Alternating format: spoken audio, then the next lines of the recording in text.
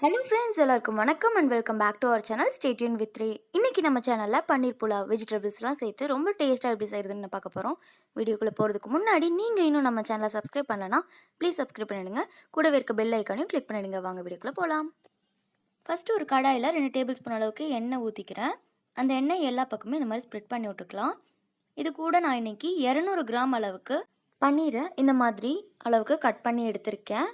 அதை ஒன்று ஒன்றா ஆட் பண்ணி லைட்டாக அதுக்கு தேவையான அளவுக்கு சால்ட் அண்ட் சில்லி பவுடர் சேர்த்துக்கிறேன். மிளகாத்தூள் வந்து உங்களுக்கு ஆப்ஷனல் தான். ஆட் பண்ணிக்கிட்டிங்கன்னா இன்னும் கொஞ்சம் டேஸ்ட் கொடுக்கும்.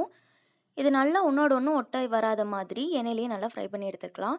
இது எதுக்காகன்னு கேட்டிங்கன்னா, நம்ம வந்துட்டு டேரெக்டாக சாப்பாட்டில் போடும்போது கரைஞ்சி போயிட வாய்ப்பு இருக்குது. அதனால் இந்த மாதிரி சாஃப்டாக குக் பண்ணி எடுத்துக்கலாம். இப்போது ஒரு குக்கரில் 3 டேபிள் ஸ்பூன் அளவுக்கு எண்ணெய் அண்ட் 2 டேபிள் ஸ்பூன் நெய் போட்டுக்கலாம்.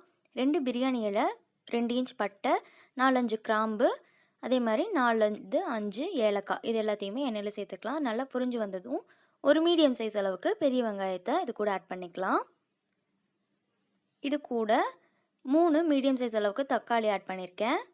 இதெல்லாமே நல்லா வதங்கி வரட்டும். தக்காளி நல்லா குக்காகி வரணும், மசிஞ்சு.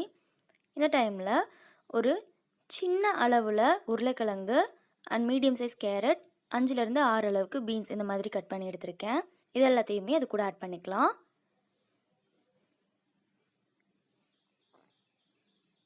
ஒரு மிக்ஸ் கொடுத்ததுக்கப்புறமா இது கூட இஞ்சி பூண்டு பேஸ்ட் ஒரு 3-4 டேபிள் ஸ்பூன் அளவுக்கு தேவைப்படும். இங்கே அவ்வளோவாது போட்டால் தான் இந்த ரெசிபிக்கு ரொம்ப ரொம்ப டேஸ்ட் கொடுக்கும். கம்மியாக ஆட் பண்ணால் நல்லா இருக்காது. அண்ட் 1 டேபிள் ஸ்பூன் அளவுக்கு சில்லி பவுடர் ஆட் பண்ணியிருக்கேன். காரத்துக்கு ஏற்ற மாதிரி நீங்கள் கூட குறைக்க செஞ்சுக்கலாம். உப்பு தேவையான அளவு ஆட் பண்ணிக்கலாம். அண்ட் தண்ணி நான் தேவையான அளவுக்கு விட்டுக்கிறேன். நான் இன்றைக்கி சீரக சம்பா அரிசி எடுத்திருக்கேன். ஸோ அதுக்கு வந்து 1 கப் அளவுக்கு 1.5 கப் தண்ணி எடுத்திருக்கேன். இது கூட புதினாவும் கொஞ்சம் சேர்த்துக்கலாம். ஒரு கைப்பிடி அளவுக்கு நல்லா ஃப்ளேவர் கொடுக்கும். தண்ணி நல்லா கொதிச்சிருச்சு. இப்போ ஊற வச்சுருக்க அரிசி ஆட் பண்ணிக்கிறேன். நான் 2 கப் சீரக சம்பா அரிசி அரை மணி நேரம் ஊற வச்சு எடுத்திருக்கேன். 2 கப் அரிசிக்கு 3 கப் அளவுக்கு தண்ணி ஆட் பண்ணியிருக்கேன் சாதத்தில். இதை நல்லா ஒரு மிக்ஸ் கொடுத்துக்கலாம்.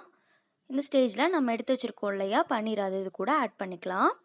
ஸோ நம்ம இந்த ஸ்டேஜில் தான் பன்னீர் ஆட் பண்ணுவோம். டைரெக்டாக பன்னீர் போடும்போது பிரிஞ்சு வர வாய்ப்பு இருக்குது. அதனால தான் நம்ம ஃப்ரை பண்ணியிருக்கோம். இப்போ லிட் க்ளோஸ் பண்ணிவிட்டு 2 விசில் மட்டும் விட்டு எடுத்துக்கலாம். அவ்வளோதான், ப்ரெஷர் போயிடுச்சு. இப்போ பாருங்கள், சூப்பராக குக் ஆகி வந்திருக்கு. கரெக்டான அளவில் ரொம்ப நேரம் விடலை, நம்ம அடி பிடிச்சிருக்கோம். நம்ம 2 விசில் மட்டும் விட்டிங்கன்னா போதும். சாப்பாடு நல்லா குழையாமல் நல்லா வந்திருக்கு. ஸோ கடைசியாக கொத்தமல்லி தூவி இறக்கிட்டோன்னா நம்மளோட பன்னீர் புலாவ் ரெடி. உங்களுக்கு தேவைன்னா கடைசியாக நெய் கூட ஆட் பண்ணிக்கலாம். அவ்வளோதான். உங்களுக்கு இந்த வீடியோ பிடிச்சிருந்துச்சுன்னா லைக் பண்ணுங்கள் அண்ட் நம்ம சேனலை சப்ஸ்கிரைப் பண்ண மறந்துடாதீங்க. தேங்க்ஸ் ஃபார் வாட்சிங்.